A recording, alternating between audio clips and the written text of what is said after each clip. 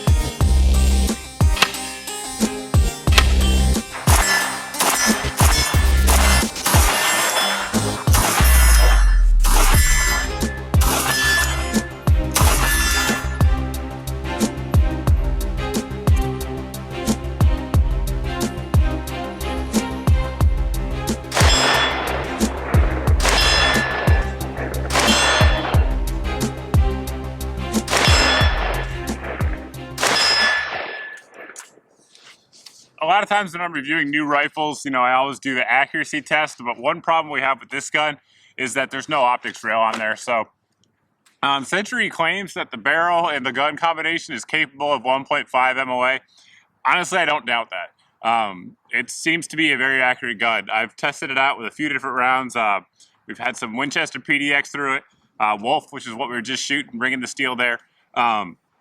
And everything seems to be, with my eyes, right around 3 inches. Again, the human factor there of my eyes is the problem, not the gun. I'd imagine if I got something magnified on there, maybe some sort of scout optic that I could run on an Ultimac and be able to tighten those groups up a little bit. But as of right now, with the irons and this guy behind the gun, really all I can do is hold those 3-inch groups, which by all means is very respectable for iron sights with an AK. But I just wanted to kind of touch on that, so I'm not going to do an in-depth accuracy shooting session like I do with a lot of rifles. But seems to be very accurate. But just how accurate, I honestly don't know that I can assess with my skill set and my eyes. So anyway, try to ring the steel again.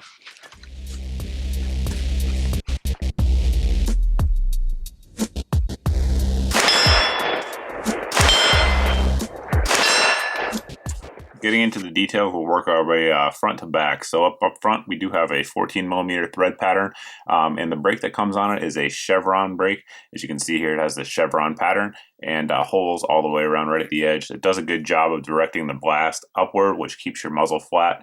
The downside of that is that you're also going to have flash coming upward as well. So in a low light situation, it may present a problem for some folks. I've shot it at night. It didn't present a problem for me, but I have relatively young, healthy eyes. So just keep that in mind when you're actually looking at the brake, but it's certainly effective nonetheless. One thing I didn't really like about the original C39 was the way they redid the front sight. It wasn't adjustable for windage, and it was only elevation adjustment. They did away with that here on the V2 and put your standard AK front sight on there, so it's going to be adjustable for windage with any standard AK tool, will work just fine, and also for elevation. Definitely like that versus the original design.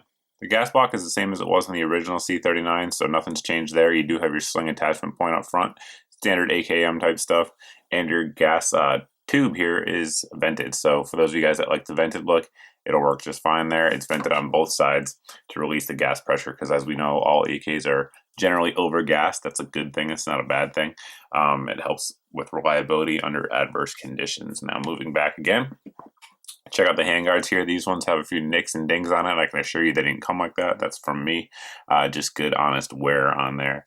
But they are standard AKM, so modern stamped style handguards. So a lot of the aftermarket stuff out there will work just fine on them. I've tried one set of K-Var furniture on there. It popped right on, popped right off. So no complaints there. And the wood that does come on there actually is relatively nice. You can see both sides of it has nice even finish throughout, and the grain looks really good, at least in my opinion. The rear sight is a standard AK rear sight. It is elevation adjustable, so that way you can use the ladder system there to dial in your elevation should you choose to do so instead of using holdovers. The receiver is made of one piece of ordnance steel, 4140 ordnance steel, and you can see here the finish on it is really nice. It's nitrided, so that way it's going to have some good surface hardness as well as wear characteristics, but I mean, it really looks beautiful. The black finish on there all the way around is super nice, and as we mentioned earlier, there is no side optics rail on there. So you can't add any optics side mounted anyway. You can, of course, use your gas block or your top cover type mounts, though, should you choose to do so. Unlike the original C39, the safety here is a semi-automatic safety. So what that means for new folks out there is that there's no chance of, or I should say almost no chance of the rifle discharging if you over-rotate it, like there is with the full auto safety. And it's also easier to take out of the rifle if you want to, like, maybe polish up your trigger, add a new trigger, whatever the case may be. It's just easier for servicing.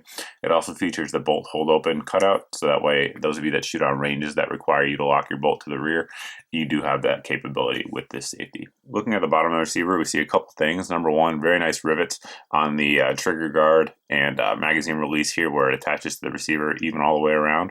And the trigger here is cut for a double hook trigger, so that way you can put in whichever kind you want. If you want to use a double hook or single hook, they're both work in this receiver. The magazine release is oversized, so that way when you have your magazine in there, it's very easy to release. Just hit it and pull your mag out, and you can see it's nice and smooth all the way around there, no rough edges, and really any magazines that we've used so far go in just fine and don't have excessive wobble like you see on some early AKs. The trigger on the gun is Century's new trigger. You can see by the big gigantic C on there, annotating it as such. It's a single stage trigger and it has a little bit of uptake, but once it hits the wall, it's really crisp. So to show you what it looks like, basically there's your uptake, a nice crisp break, not a whole lot of over travel. And the reset's very good, very positive. Honestly, it's a step up from the Topco in my opinion. It's not like a custom trigger or anything like that. It breaks right around 4 pounds, but all in all, you really can't complain about it. It's a very usable trigger. Disassembling the rifle is standard AK. You just push in here on your recoil spring, and you lift your top cover out, take your recoil spring out, pull your bolt back and out, and that's your basic field servicing. You can see in there what the inside of the receiver looks like. Very good lines all the way around, nice, smooth, even finish. Really, again, you can't complain about that. One of the things that's changed again on this gun versus the original is going to be the springs. The springs throughout the firearm are Wolf springs, which in my opinion is a good thing. I know a lot of folks like the double wrapped AK trigger springs and all that stuff, but I like the Wolf springs. I think they do a good job, and Wolf has a very good reputation for quality. Their AK springs are no different. And you can see also here on the recoil spring, it is a Wolf spring. One of the big complaints a lot of folks had with the early C39s was the recoil spring was a little bit weak. I never had a problem with it, but some folks did, so just pointing that out. They did address that problem with the Wolf spring, and I think that's a good upgrade as well. You can see here on our bolt carrier, it does have the lightning cuts. I know some folks out there aren't a fan of that, but they are there to lighten it up. The bolt's a classic double stack design. You can see here when we pull it out, it's nice.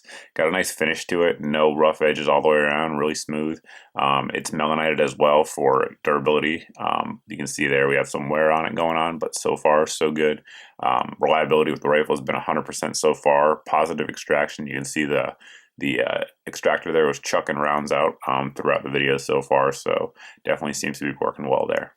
The bullet guide there is riveted in, so you can see it there on top as well as here on the bottom. The feed ramp there has got a little bit of lowering to it to ensure for reliable feeding, and the barrel is made of 4140 steel. It's a Green Mountain barrel as I understand it, and it is nitrided both inside and out. That'll give you a longer barrel life than you'd have if it wasn't nitrided, and so far so good with it. Like I mentioned earlier, they're claiming 1 MOA accuracy, and I have no way to verify that, but so far it seems to shoot just fine. Another thing that I think is an improvement in the V2 versus the V1 is that the stock is your standard stamped AK stock. So any of the aftermarket adapters or aftermarket stocks that you want to run on there will work just fine. And the one that comes with it is very nice stock overall.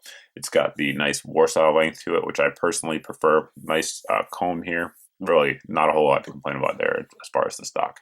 We covered a lot of the details, but I think I left a few of them out. First off, it's going to be weight. Being a milled gun with wood furniture, it's relatively heavy. Now, this one comes in unloaded at 8.2 pounds. Now, you could lighten that up relatively easy simply by swapping out the furniture to some polymer options or maybe some of the aftermarket adjustable stocks or something like that. But it's going to be relatively heavy. It's just the way it is with milled guns. A lot of folks really like the looks of them, but weight is a factor. So for those of you concerned with that, it's something to keep in mind, I should say. Also up front, you may have noticed that there is no bayonet lug or cleaning rod. Now, the downside of that is, just sort of, you can't use a bayonet, obviously, and it's not so much in line with traditional rifles, I guess you'd say.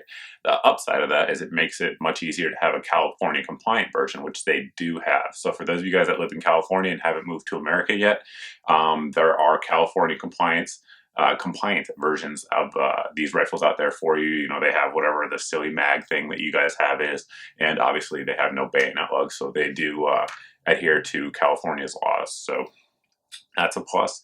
The price on these ones, I believe I checked this morning and I looked over at Atlantic Firearms website, and they were $739. So it's very competitive with a lot of the other AK rifles out there on the market. Now, those are the things that we see on the rifle, the details of it. If I was to say one thing that they could improve, because in reality, guys, what they did on this, if you watched my C39 original video, they took all my, sort of cons, if you will, and fixed them. So they fixed the sights, they fixed the safety lever, and a bunch of other stuff. The trigger's improved. If there's anything I like to see on a V3, it'd be maybe a 4150 barrel.